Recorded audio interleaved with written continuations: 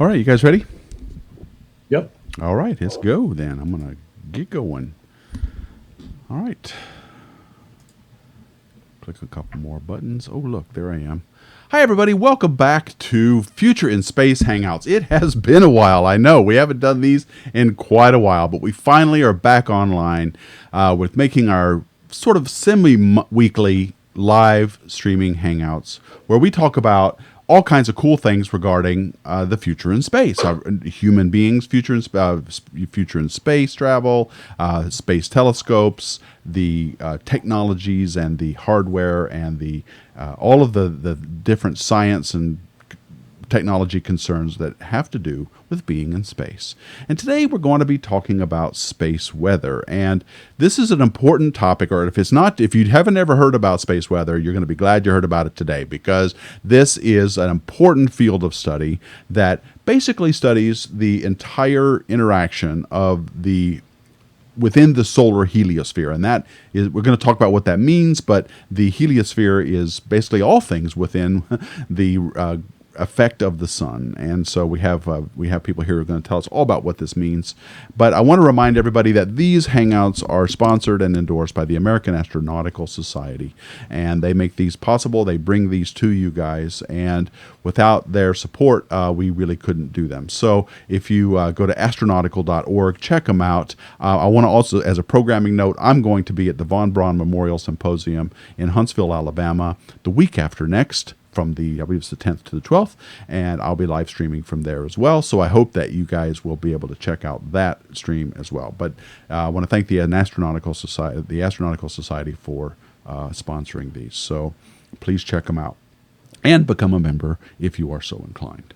Okay, today we are going to talk. Let me bring up my panel here. Today we are going to be talking with two people, only one of which you can see right now. Right next to me is Dr. Mitzi Adams. She is a astrophysicist at the Heliophysics and Planetary Science branch at NASA's Marshall Space Flight Center.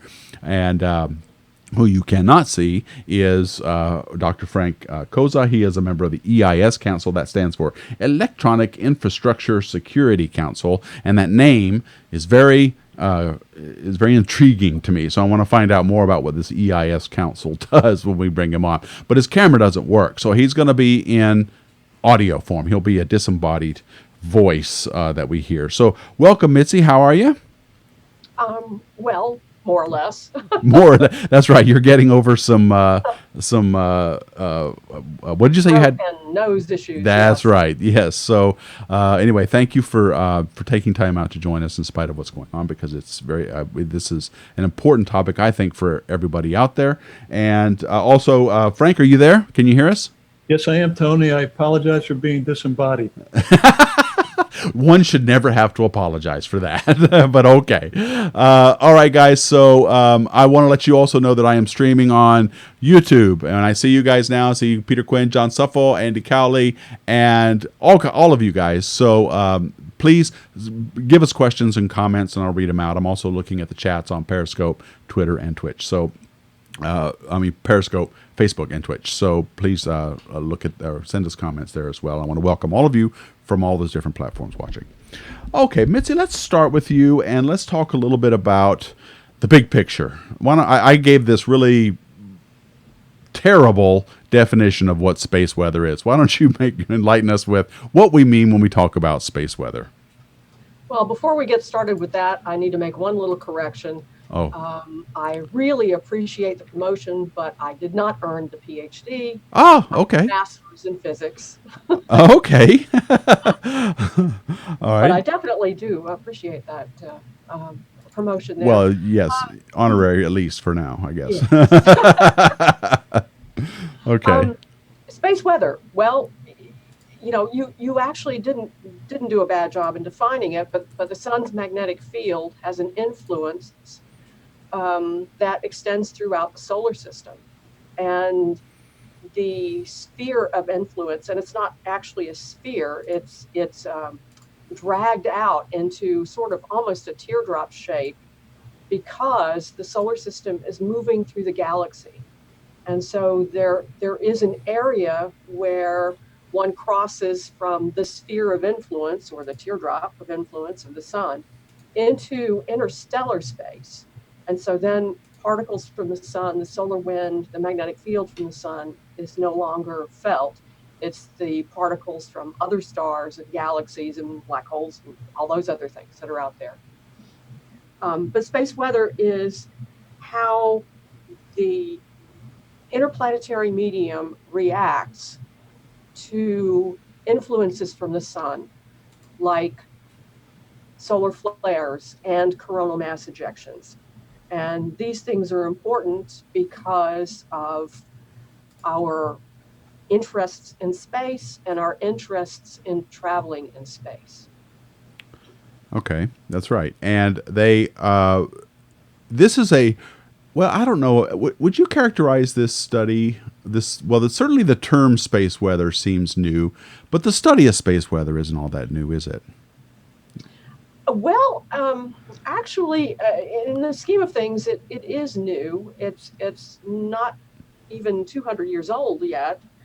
I would say that the study of space weather began around 1859 with Richard Carrington and Richard Hodgson, who simultaneously saw a brightening on the sun in visible light.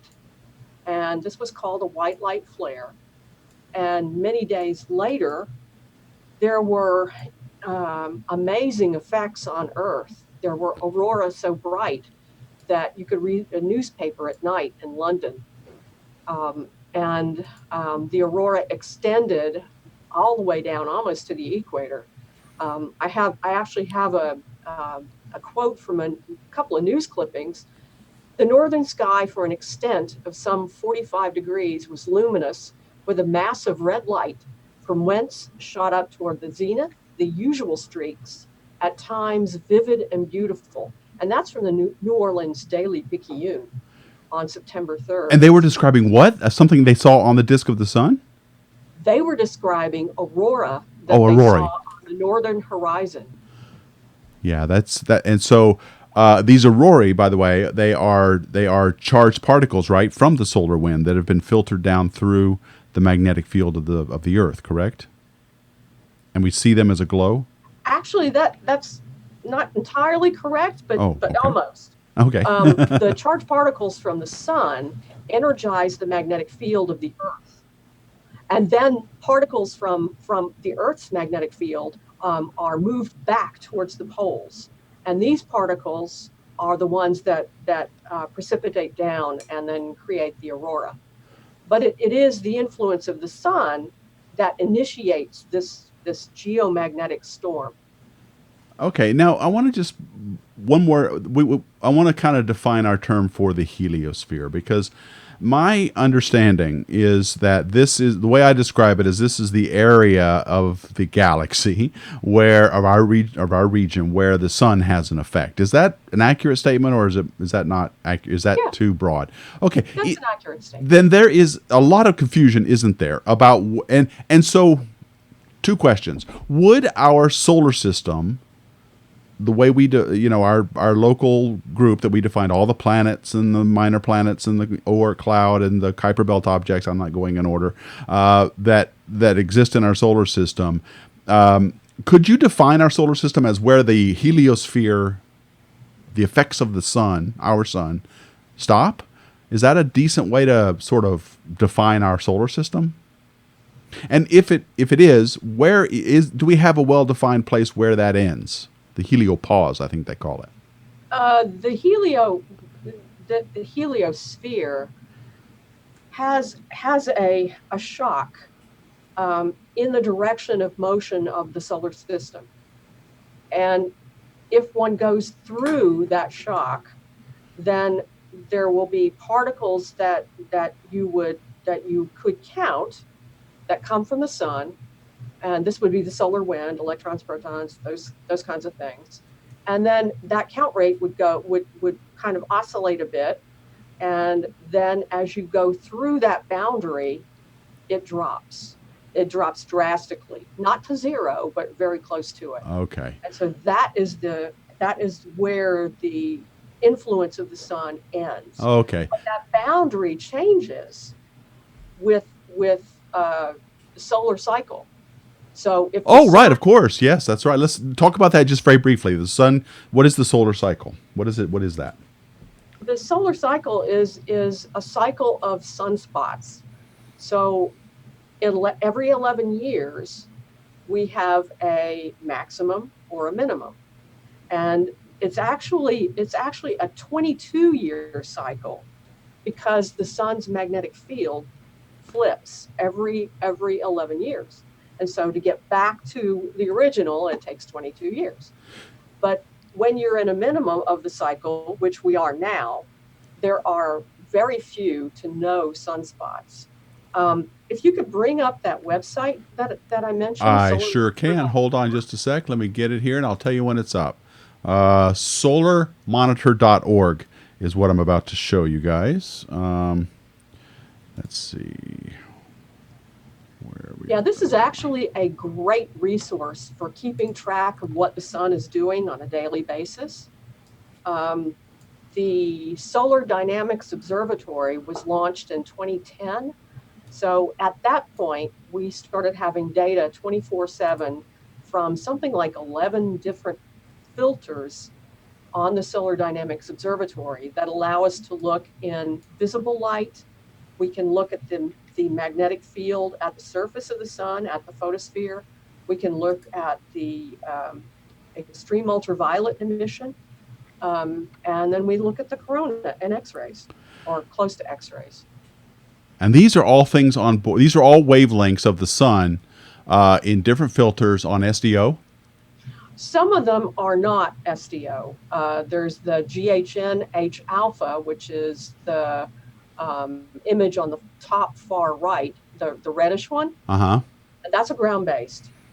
The one underneath, directly underneath that, there's another red one. That's from the X-ray telescope on board the Hinode spacecraft, which is a joint Japanese-U.S. European mission. And it's looking at X-rays.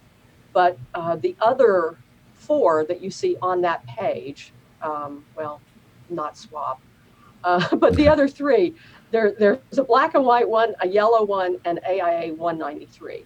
And those three are on SDO. Yeah.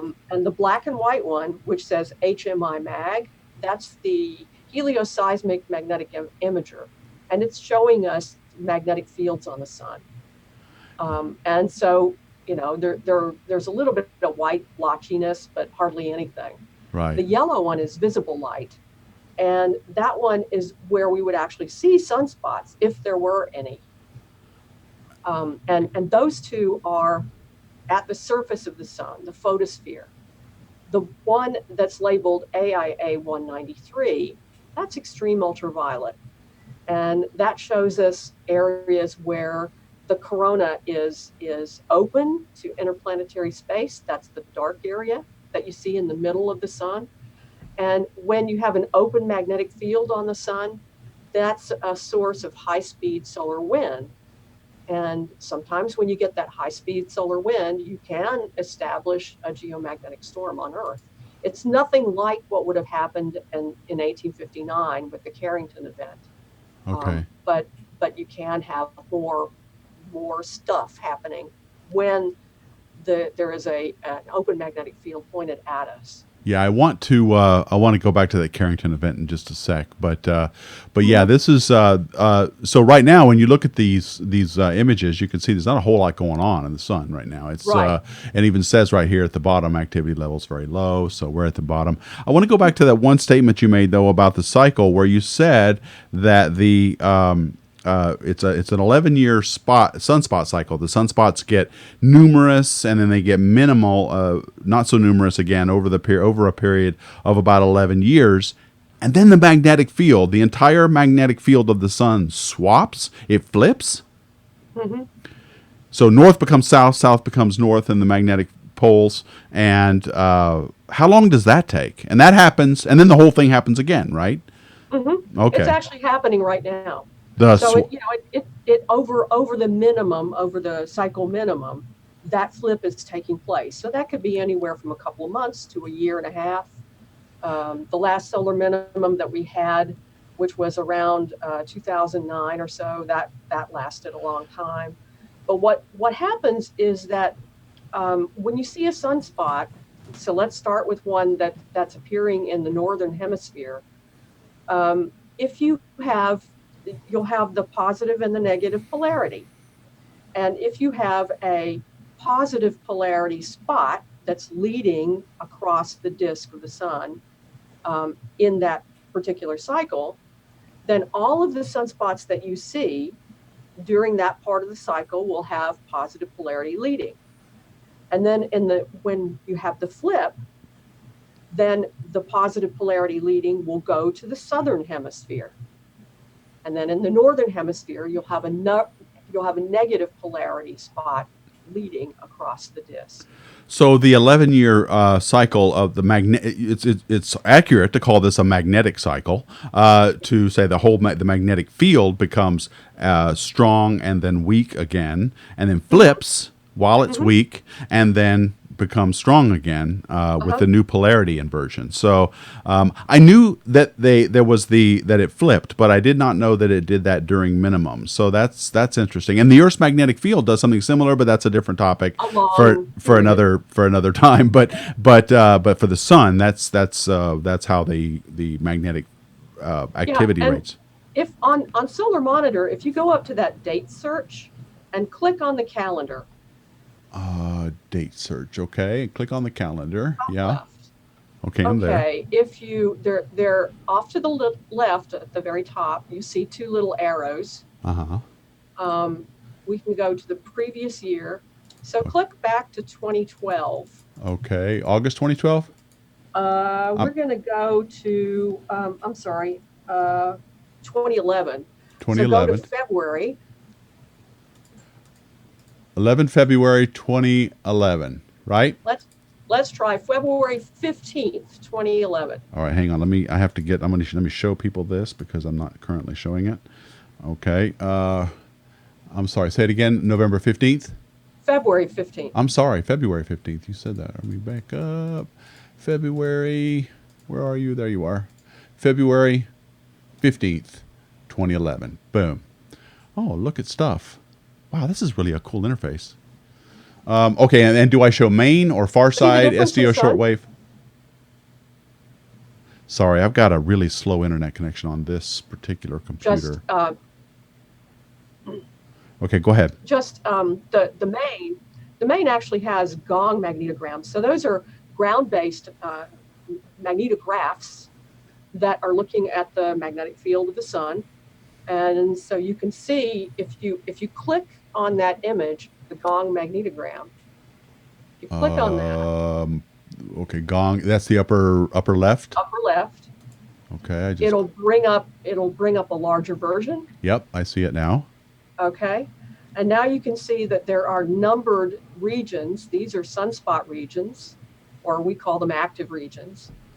And for example, the one that's labeled 11158. Yeah, down in the southern hemisphere. Or maybe it's north.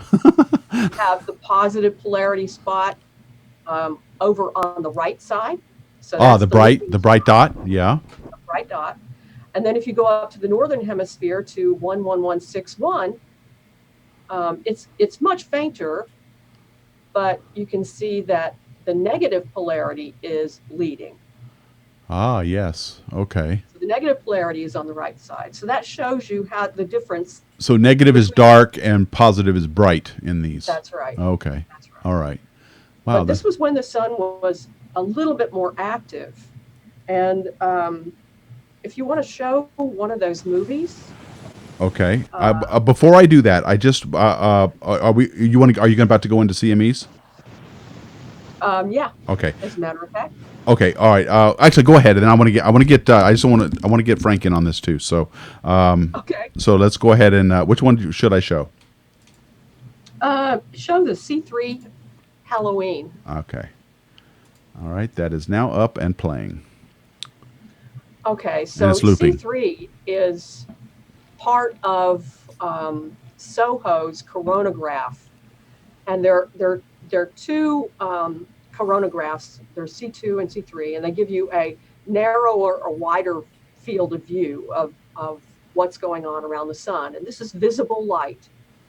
And so there's a circle in the middle, which is the occulting disk, and that blocks off the bright light of the sun and allows you to see the corona around it. Mm-hmm. So every now and then you will see blobs going off from the edges, and those are coronal mass ejections. So we talk about flares and we talk about coronal mass ejections. And flares are brightenings that you see in whatever filter you're looking at, whether it's visible light or extreme ultraviolet or hydrogen alpha. Right. And then the coronal mass ejection is actually an ejection of mass, of particles, of electrons and protons. And they carry with it the magnetic field of the sun. So whatever the magnetic field is of those particles when they leave the sun, that's frozen in with them. And as it moves through interplanetary space, then it eventually will link up with Earth. Now, the Halloween flares that occurred over several days were when the sun was very, very, very active, back in 2003, I think. And we haven't seen that level of activity in quite a while. Yeah, and I love watching this loop when you see the CMEs go off, and then you can tell exactly when the CME hits SOHO, because all the detector becomes full of snow. It's just like where all these charged particles are hitting it. And the other thing I forgot to say is that SOHO is at the L1 point. That's right. Yeah. The first Lagrange point, so it's at about 1.5 million kilometers from Earth. Okay. In between Earth and Sun. Yes, that's awesome. I love looking at these. By the way, LASCO C1, C2, and C3. I don't think C1 works anymore, but C2 and C3 are great chronographs to watch. You can see them on SOHO's website. SOHO, I forget what is it. I forget the website right now, but it's a. Well, I'll talk a little bit more about SOHO in just a sec. But for now, I want to get Frank in on this for just a sec. So, Frank, you still there? I am, Tony. Good. Thank you. To me, as you did to Mitzi, in that you gave me a promotion. Oh, well, here I go. All right. Well, welcome. Enjoy. That's all I'm going to say, guys. Enjoy. Okay. Here at Deep Astronomy, here at Deep Astronomy, you have an honorary PhD. Please accept this. Thank you very much. Yes, and enjoy. Okay, Frank. So Mitzi's given us a really good overview of what space weather is, and given us some idea of the solar cycle and some of the things. And we even saw these CMEs coming straight at the SOHO, LASCO, C2, C3 chronographs. Tell us a little bit. First of all, did you have anything you'd like to add with regard to space weather and solar activity that we didn't talk about yet? No, I don't think so, Tony. And obviously, the key thing that I want to talk about is the potential impacts of CMEs on the power system. And let's do that. Tell us first of all, though, about this EIS Council. It stands for Electronic Infrastructure Security Council, correct? Electric Infrastructure Security Council. Oh, it's electric. I thought it said electronic. Yep. So if you go to slide 2 on my presentation. Okay, give me just a couple seconds. I had to, for some reason, my internet is super slow on this particular computer, and so it's like a delay of a couple seconds for it to show up. So I'm still moving things around. So as soon as I get there, I'll let you. Okay, so what slide shall I put up? Number 2, please. Number 2, okay. Here we go, number 2. Okay. So the EIS Council is focused on what we call black sky events. Okay, hang on just a brief moment. I don't have it up yet. I'm sorry for the delay. Okay, now it's up. Okay. Go for it. The EIS Council is focused on black sky events. Black sky events come in kind of 2 flavors. One is man-made, and examples of that are physical attack on the power system or high altitude EMP, things of that nature. And then there are also natural ones. Obviously, extreme space weather is the one we want to talk about today. But there are other ones like earthquakes and all. All of those events have the potential to cause like catastrophic impacts to the power system, widespread and long-lasting power outages, and obviously a disruption to society and all that. So the council is trying to bring people together to talk about these things and work on mitigation programs and practices that can help mitigate these things if they actually happen. On that slide, I just want to focus the audience on EarthX. EarthX is a worldwide exercise that we're running right now to work on black sky planning and how you basically respond to it. I'll just mention everyone that the registration's open. The actual EarthX exercise is open now until the end of October, and just encourage people to sign up and participate in that. You don't have to be scientifically inclined or anything like that. Probably the most important part is there's a family link there that you can kind of go through with your family and help plan for those kinds of events and actions you might take. So in a nutshell, Tony, that's what EIS Council is about. There's a lot of information there and at the EIS Council website, and just target the audience toward that effort. So EarthX is an exercise that anyone can participate in where you simulate what you call black sky events. Is that right? Yes, sir. Okay. And this year it's not space weather. This year it happens to be a terrestrial weather kind of event. But yes, with no pre-work being done, you can sign up for it, get into it. What you get are a number of what we call video injects. So you'll get some information about the circumstances of the event. And then you can think about, what would I do in those kinds of situations if that event occurred? Well, I think about that more than I like to admit, actually. Okay. Well, I would like, so what, can I show you I want to show the next slide, which is a CME background, where, I know that you're not focusing on that for this EarthX, but these are sort of a little bullet point list of what a CME is. It backs up what Mitzi just told us about, but I want to focus on the fact that these things are huge and have a lot of mass associated with them. You put it in the billions of tons. This would be in the form of charged particles, correct? Electrons primarily. Yep. And I think when I was working at HAO, we used to measure around 10 to the 22 grams of CME for a typical CME. That again, this is in electrons, basic mostly, and they can go really fast. But you have here good news. We can get at least an 18-hour or 15 to 18-hour warning. I'm sorry, but that's not good enough. What are we gonna do in 15 hours if we get this big CME coming right at us? Well, I think, and the reason I call it good news is because in power system operations, there's quite a bit you can do in 15 hours. And what I'm talking about here is, and we'll get into this in a minute, I guess, when we talk about impacts of the power system. But you can change generation, you can take things in and out of service, all that kind of stuff within that kind of time period, and kind of prepare the power system to take the hit, if you will, when the CME actually gets here. Now, Mitzi talked about you talked about the satellite at the L1 point. So, of course, yes, at the L1 point, you're only about 15, 20 minutes away, and even in that time period, you can do some things. But certainly, the power system people rely very heavily on the forecasting services that NOAA provides from Space Weather Prediction Center. That gives us the ability to, like I say, position the system to take the hit.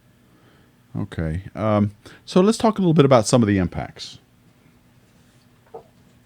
Okay. Of CMEs on the Earth, or any kind. Well, I guess are CMEs the biggie? Or are there other things the sun can do to us besides that? CMEs are the biggie, right? That's one we're most worried about. For the power system, they are the big thing, right? Because the coronal mass ejections, what they really are, is a magnetic eruption of the sun. Correct. And they carry with it all of these charged particles out into space. So this is a magnetic storm we're talking about. Correct. First and foremost. And Tony, if you could jump to slide 5. I will jump there. Boom. Okay. And after the delay, hurry up. And actually, I mentioned that the particles carry with them the magnetic field that was associated with them when they left the sun. So if that magnetic field orientation is such that it will couple with Earth's magnetic field, then we are in a lot of trouble. So we can see What do the you mean coronal mass couple? You mean ejections as they leave, but they have a magnetic field associated with them. So if that magnetic field happens to be southward pointing, it will interact with the northward pointing of the Earth's magnetic field. Oh, I see what you mean. So as the CME goes out, it's got a north and south pole of its own. That's right. Oh, That's right. okay. And actually, we don't know what the magnetic field direction is until it gets to ACE, until the CME gets to ACE. And ACE is a solar wind instrument. And that gives us only about a half an hour to an hour of warning. Yeah, ACE is sitting out in space measuring the solar wind, and all it gives you is a number, I think, of the number of charged particles and direction of magnetic and their field, direction, and their direction, their polarity, right? Okay. Wow. So describe very briefly what that means to interact with the Earth's magnetic field. So we have a north-facing. What are we worried about? South-facing CMEs interacting with on the northern hemisphere of the Earth, where the north magnetic field is. They can merge and become a more powerful magnetic field. Then that allows the charged particles to flow directly in, and that will cause the ground-induced currents. And that's what caused. Oh, I always thought it was just the mushing of the Earth's magnetosphere. That happens too. Oh, okay. So it's both. Wow. Yeah. Okay. All right. Well, back to Frank's slide. Let me get it back up here. So Frank, it's back up again. It says interaction with the transmission system. Go ahead. Yeah, and Mitzi's point is crucial here. The direction of polarity of the CME makes all the difference in the world here. So anyway, the diagram there shows is really representation of the ionosphere, the current in the ionosphere that would come from the CME. That's that dark line in the upper left. Okay, electrojet. Is that what that? That's the electrojet. Okay. And then a transmission line is depicted by those three parallel lines close to the bottom plane. So what happens here, and Mitzi kind of talked about it, it induces currents into the transmission system. And they can be very significant based on the magnitude of the storm. So what it sets up, though, is a flow of current in the transmission lines, down through the transformers, into the Earth, up from the Earth into the transformers, onto the transmission lines. And the fact that it is a quasi-DC current causes all kinds of problems on the power system. And if we get that far, Tony, the next slide kind of talks about, if you could put that next slide up. Yep, it's coming up. Talks about the impacts. Okay. And I want to kind of focus the audience on the center of that slide, because the most critical thing here is that the CME and the induced currents can cause all kinds of voltage instability and can cause a widespread blackout on the power system. What happens here is those induced currents cause voltages to really seriously be depressed to the point where the system goes into what's called a voltage collapse. And that's what occurred in August of 2003 in the blackout that hit the Northeast. And that's what we're fearful of in a solar storm, is that CME will cause the widespread blackout on the power system.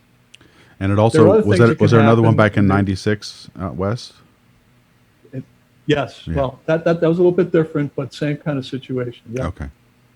So we've had experience with large-scale blackouts, but this kind of extreme space weather, it could ripple across most of the power system in the United States. So what can we do about this, Frank? This is really super scary stuff.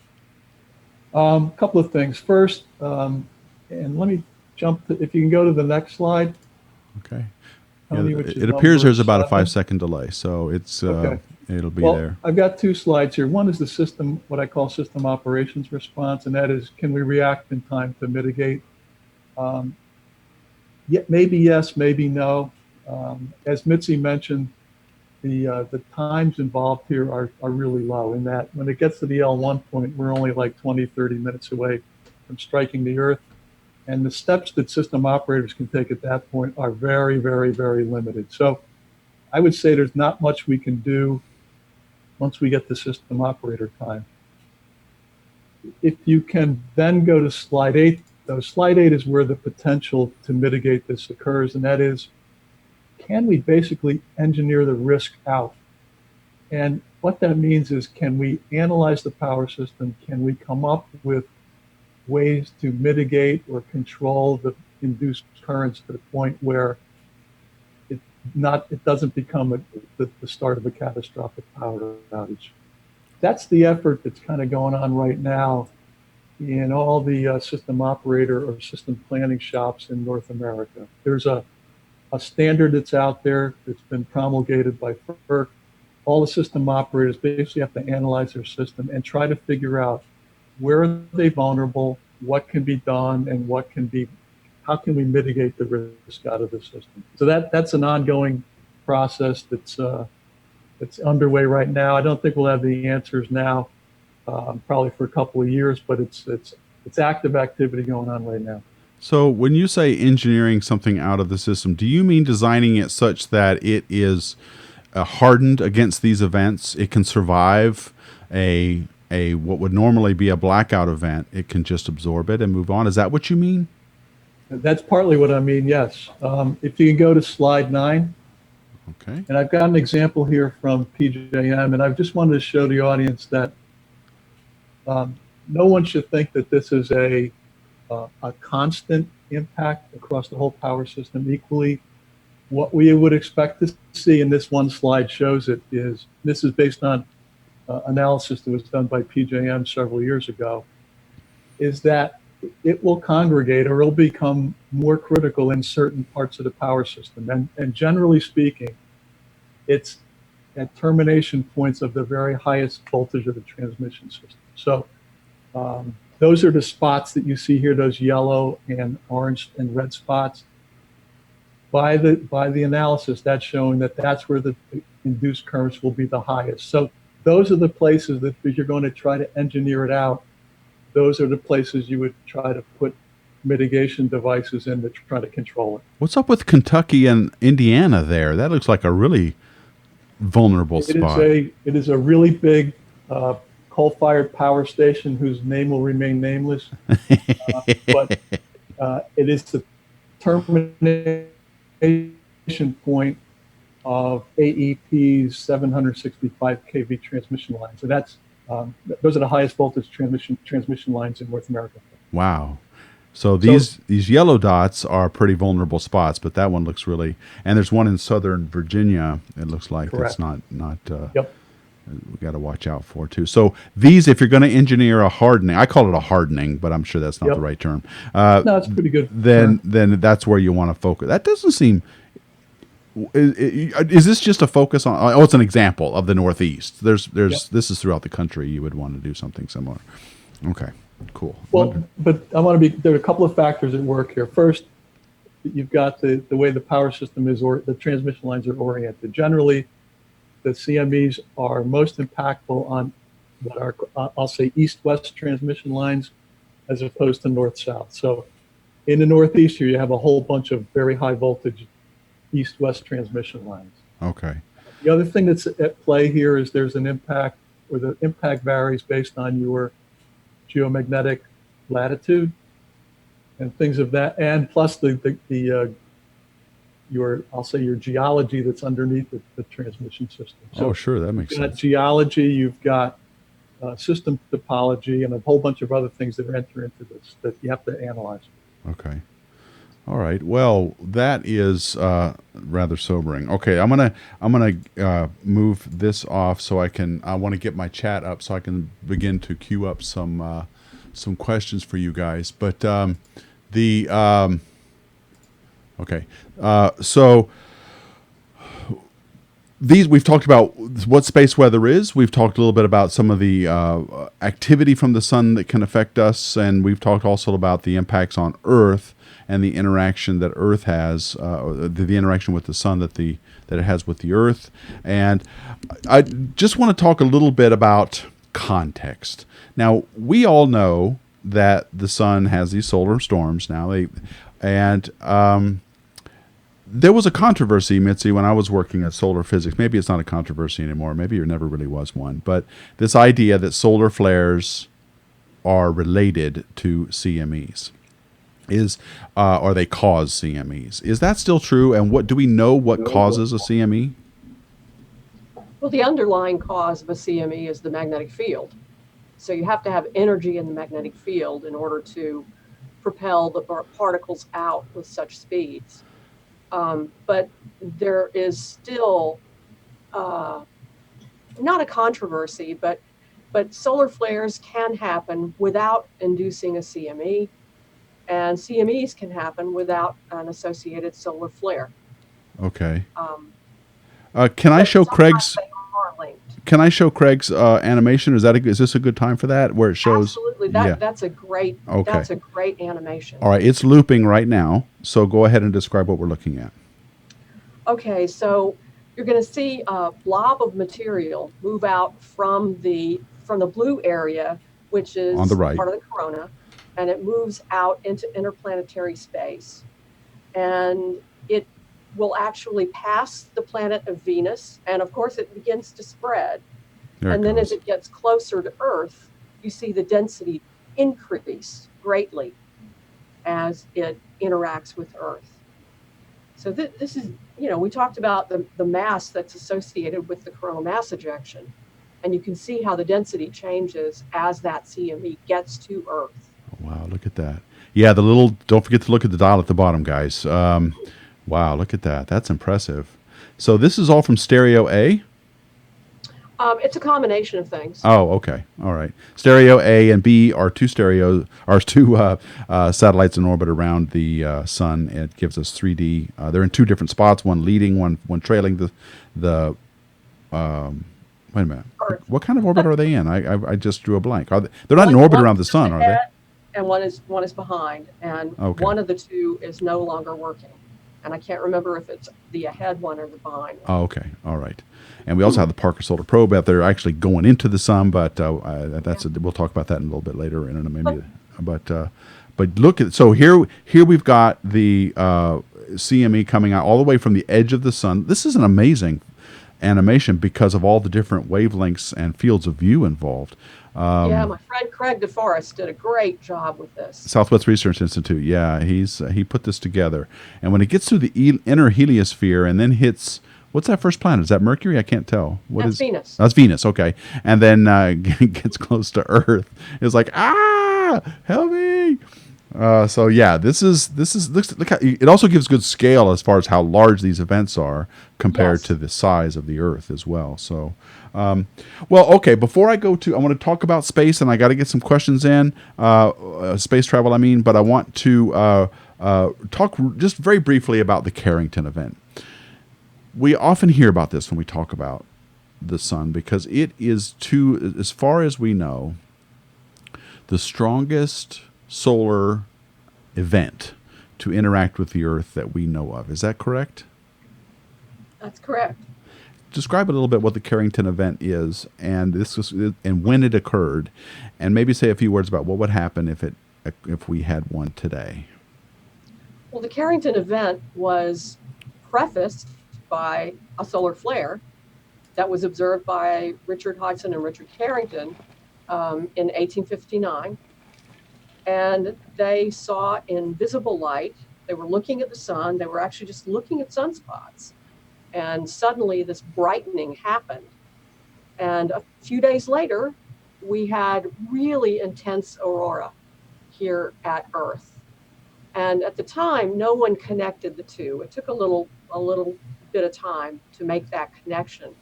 But the aurora were very, very bright. They extended almost all the way down to the equator. There were ground-induced currents that were so strong that telegraphs could work without being connected to batteries. There were instances of telegraph operators being burned by sparks coming from their telegraph key. It was just amazing. And they had lots and lots and lots of aurora all over the place. Yeah, and the only technology really affected at the time were telegraphs. That's right. So I've heard it described that it would be catastrophic if that event hit us now. Is that overstating it? I can talk about the sun. I can talk about the science of the CMEs and the magnetic field, but I don't know that it would absolutely be catastrophic. Okay. I suspect it would not be a good thing. What about you? What about you, Frank? You study this stuff. You guys worry about this at EIS Council. Yeah, I do know that GPS signals would be affected. We would have problems with satellites in orbit. There would be probably a lot of issues. Any astronauts in space would definitely have to seek shelter inside the space station. And if you were an astronaut traveling outside the magnetic field of Earth, it would not be good. No. Frank? Yeah, I would only add to that a Carrington level event very likely could cause a wide-scale blackout. I know that there was an event that occurred, and I'm thinking it was like 3 to 5 years ago, where a very large CME got ejected off the sun, but it did not hit the Earth. But I think the satellites all picked it up, and there was concern that that could have been a Carrington magnitude kind of event. Mitzi, are you familiar with that? Yes. Yeah, that was a very, very large CME and associated flare. Yeah. That one was directed perpendicular to the sun. So it was, perpendicular to our orbit. And of course, we have no idea what the magnetic field orientation was. But if it had been directed southward and was directed at Earth, that could have been trouble. Right. Tony, the other point I think to be made here is that, and the reason the EIS Council is so concerned about the power system is if you have a wide-scale blackout, you not only lose the power system, you very likely lose a number of the human support infrastructures like water, like gas and oil, because they're all basically powered by electricity. That's right. In some way, shape, or form. So any kind of wide-scale electricity, blackout or outage is catastrophic because of the potential for those kind of ripple effects that, you're talking about, loss of human life right out of the gate. Yeah, I mean, I'm sitting here right now in Central Florida getting ready for Hurricane Dorian, and I can tell you. Oh, go ahead. In 1989, there was an event in Quebec that knocked out power. And that transformer, there were copper plates inside the transformer that were just really burned and mangled. And they were very lucky that there was a transformer available to replace it. But they don't typically stock those. They have to make them when they're needed, and it takes about a year, and it's millions of dollars for that size transformer. Right. So and you can imagine if that happened around here. I remember back in 2012, everybody was worried because we're sort of in solar max, and 12/12/2012 was coming around. The Mayan calendar was about to reset, and Michio Kaku goes on Fox News and starts talking about how catastrophic it's going to be. This solar cycle, and like he knew and could predict, and then he goes off and actually encourages the idea that we're going to suddenly be thrown back in the agrarian days if we suddenly have these blackouts. The problem is exactly what you guys are outlining. Yes, we could have blackouts from these CMEs, but we it's not like we're going to suddenly forget how to generate electricity. It's just going to take time to rebuild all of this stuff. And like I started to say a while ago, I'm getting ready for Hurricane Dorian, and I went through the trouble of installing 7.5 kilowatts of solar panels on my property with 800 watt hours of battery power to handle the nighttime, because I have a water well. And if I don't have electricity, I don't have water. And so I need to be able to run that well, as well as lights and fridges and all that kind of stuff. But it's the ancillary stuff. It's the water treatment plants. It's the things that depend on pumps. Fukushima had this problem, didn't it? I mean, had a meltdown. Well, had a lot of problems, but one of them was the pumps wouldn't operate because the electricity wasn't there to cool the reactor. And so these things sort of cascade and build. And so this is where the real problem is. We're not going to suddenly find ourselves on horse and buggy carts and planting crops because the power had gone out, but it will take time. What about, let me ask you, Frank, maybe you know this. What about EMPs? I mean, are we going to get some kind of, will our electronics get wiped out with a Carrington level size event or no? Well, EMP is a different ballgame, Tony, in that the magnitudes of the fields are much higher than you're going to get from space weather. So that's a real concern. Oh, okay, but that's not a natural thing that we can get from the sun. Correct. Okay, good. That would be a explosion of a nuclear device. Okay, yeah, and then we've got more problems than just blackouts. That's the event that I would say we're most concerned about, because that has the potential to really cause serious damage to digital electronics. So okay. yeah, that's a real concern. Okay, let me get to some questions. I'm sorry, I've neglected you guys long enough. Gregorius wants to know what kind of intervention can be taken. Would shutting down critical services that are linked to electricity be enough to prevent them from being damaged during an event? That's not a bad idea. We have, you said, so many hours. I think you said 13 to 15 hours. Could we just shut stuff down? Frank? That's a possibility, but in the business, I think going to blacking out people preemptively. I don't know that we've ever done that. It's an option, but Tony, if you could bring up slide 10 on my slide deck there. Yep. I have a picture there of a blocking device. It's a device that is now currently installed at American Transmission Company, Wisconsin. It is a GIC reduction device, so that's an option. And if you harken back to that slide I showed, I'll say the local nature, if you will, of the high GIC points. I mean, that's an option. You could start to install some of these devices.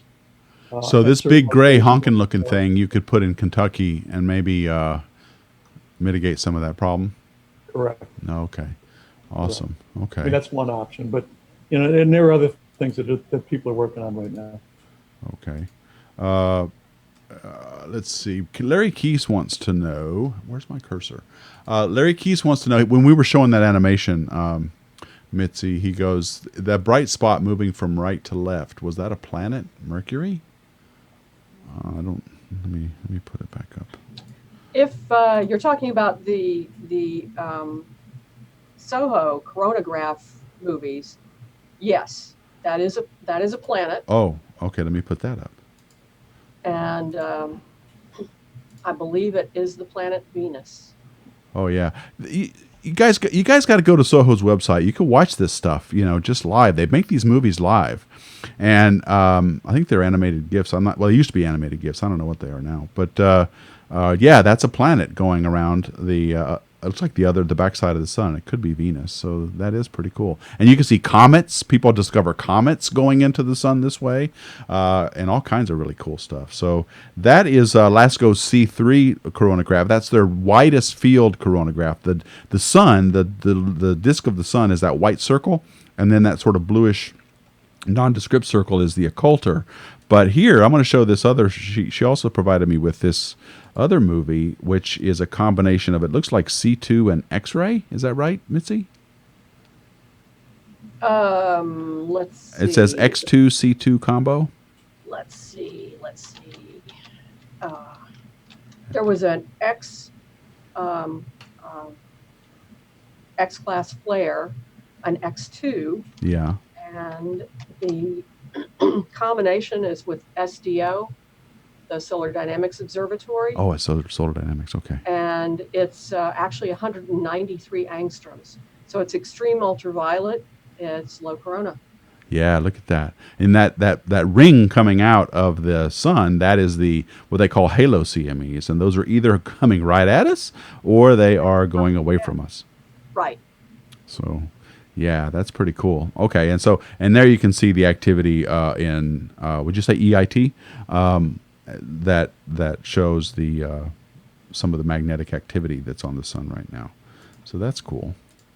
All right. So that in this case, you can actually see a flare happen, and then the CME follows. Right. So that is a coronal mass ejection that is associated with a flare. Yep, And you see it down there in the lower sort of right quadrant there, kind of. yeah. Yeah, you can see it go boink. Well, it's almost simultaneous too. Okay. And that one did hit us. Yes. Okay. So there you go, Larry.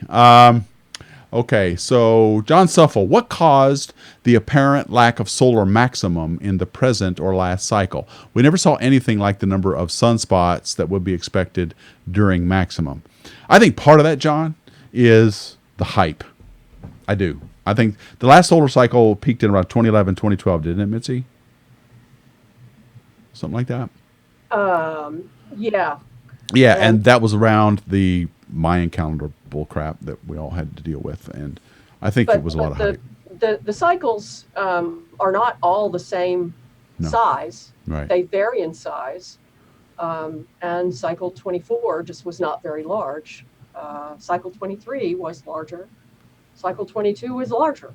And the sun just goes through these cycles. We've only have good data for 24, now 20, we're beginning cycle 25.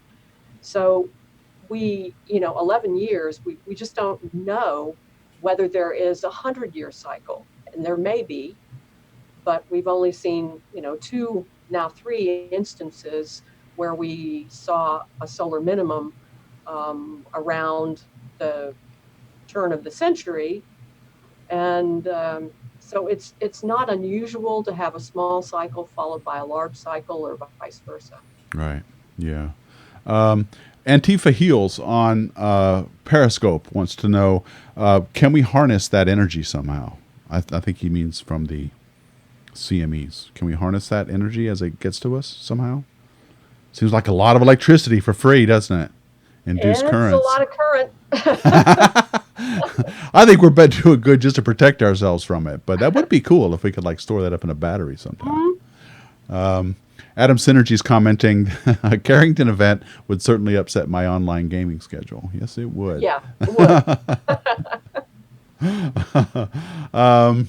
Okay, so there was another question. Gregorius, I asked you your question. Thank you, Better and Better, by the way, for doing that.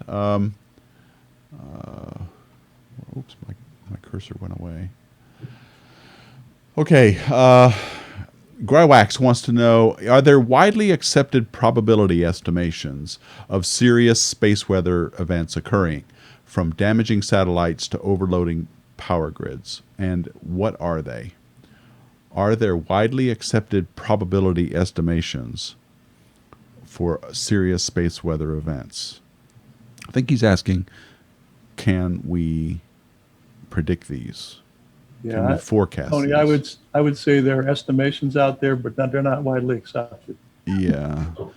I agree. Yeah, people do try to forecast these, but it's always amazing to me that the sun is the nearest star, and yet there's a lot about it. I mean, a lot that we don't know yet, and it's some basic stuff too. What causes these CMEs? Why does the magnetic field do what it does? Do we even know that, Mitzi? Do we know why there's an 11-year cycle? So yeah, I mean, these things just happen, and we're not sure why. We know that the sun is a very magnetic star, and that has all kinds of implications. Okay, I have a few minutes left, and I haven't talked about space travel yet. If you guys had to just tell me one of the biggest dangers affecting people going outside of our Earth's magnetosphere with respect to space weather, what would it be? Frank, you go first. Tony, I have no idea. Good. Mitzi? At least that was a short answer, right? I'm tethered to the ground, Tony. I don't know, man. Don't do that. I don't know. Mitzi's the expert. Okay, what do you think? Actually, during the Apollo mission, there was concern that if solar flare and or CME happened when the Apollo astronauts were in between Earth and Moon and outside the magnetosphere, they could have become severely radiation sick. If for travel, say from Earth to Mars, the greatest danger is from CMEs, flares, the radiation that comes from flares, and cosmic rays. So Yeah. The Earth's magnetic field protects us from a lot of this stuff. And once you get outside that magnetic field, then you are in a high radiation environment. Both the radiation, the photon radiation, and the particle radiation from the charged particles. So that's a big issue. Yeah. And folks, the only experience we've got of this so far are the 3 days or so that those astronauts spent on the moon and whatever it took to get to the moon and back. I mean, that's it. That's not enough time to know what it's like outside of Earth. All of the rest of the time has been spent cocooned, protected by the Earth's magnetosphere. We have no idea what it's going to be like, what it's going to do to our bodies, what kind of spacecraft we've got to build, all this kind of stuff. So I'm going to get from that statement to Hans Milling's question, where he is asking, do we have technologies yet for longer stays outside the Earth's magnetic protection, like with the lunar gateway protection against solar flares? So we're going to have a hangout on the lunar gateway coming up. But to answer your question, short answer, no. We don't have any technologies out there. I mean, we're going to have to build shielding. We're going to have to do something. And it's dangerous out there. And that's why I keep saying I am not convinced that humanity can survive exploring the solar system. I'm not sure we can. And if we go to Mars, land on Mars, stay on Mars for a while, it's not at all clear to me that those people can come back then and enjoy life on Earth. It may be that they're stuck there forever. We don't know enough about the physiology of being out there, what it's going to be like being not only outside of the Earth's magnetosphere, but also on another planet like Mars, which we all know is very inhospitable. So this is not a done deal. And space weather is a crucial part of being able to get us understanding whether we can even do this or not. So we're out of time. I'm going to leave it there. On behalf of my guests, Mitzi Adams, she is a solar scientist working at the Heliophysics and Planetary Science branch at NASA's Marshall Space Flight Center, and also Frank Kosa, both of them honorary doctors here today. He works at the EIS Council and thinks and worries about these things. You should be glad they're out there doing this. You should be glad Mitzi's out there studying these things, and Frank is out there figuring out how to engineer out the problem. You keep doing that, Frank. We'll try. Yeah, keep engineering out the problem. That's what I want to hear, that you can do that. So on behalf of both of our guests, I want to thank you all so much for watching, and I want to thank the American Astronautical Society for bringing back the Future in Space Hangouts. Thank you guys for watching. And as always, keep looking up.